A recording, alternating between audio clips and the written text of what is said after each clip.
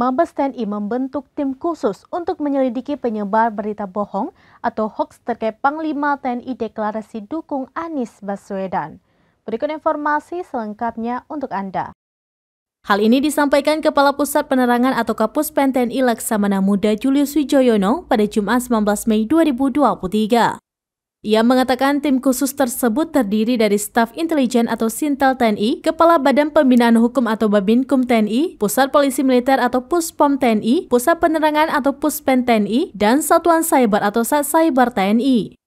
Sebelumnya, Kepala Pusat Penerangan TNI Laksda Julius Wijoyono menegaskan video di kanal YouTube Menara Istana berjudul dipimpin langsung Panglima Yudo Margono ribuan TNI resmi deklarasi Anies Presiden 2024 yang diunggah pada Selasa 16 Mei 2023 lalu adalah bohong atau hoax.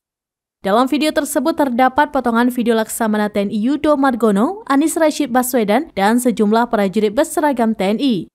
Selain itu tampak pula sosok prajurit bermasker yang seolah menyampaikan dukungan dan kekaguman terhadap Anies Baswedan.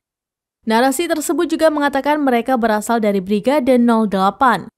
Menurutnya sangat tidak masuk akal kegiatan Anies Rashid Baswedan yang disebutkan di Bandung diedit dengan video dikawal oleh anggota TNI dari Brigade 08.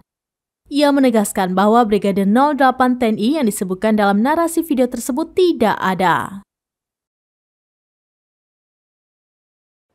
Demikian informasi terkini, Syedara Lun, saksikan terus beragam informasi terkini dan menarik lainnya.